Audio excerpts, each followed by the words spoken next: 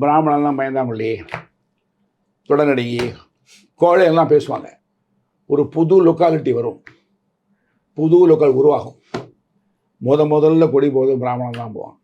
Nanganallur example எடுத்துங்க. நீங்கள் ஒரு பெரிய கிராமமாக இருந்தது, மாம்பழத்தை எல்லாம் நங்கநல்லூர் போய் குடியேறினாங்க.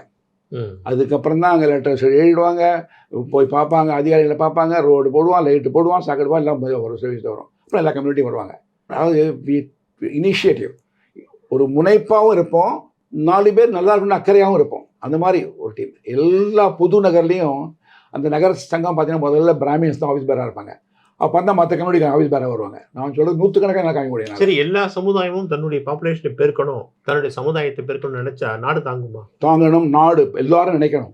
உலகத்தில் பல நாடுகள் இஸ்லாமிய நாடுகள், பல நாடுகள் கிறிஸ்தவ நாடுகள், சனாதன தர்மமான ஹிந்து தர்மம், இந்துக்கள் இருக்கக்கூடிய ஒரே நாடு நம்ம பாரத புண்ணியம் இந்தியா மட்டும்தான். ஸோ அதனால் ஹிந்துஸ் பாப்புலேஷன் குறையக்கூடாது. பல காரணங்கள் நான் சொல்கிறேன். அது நம்ம யாரையும் வெறுக்கலை.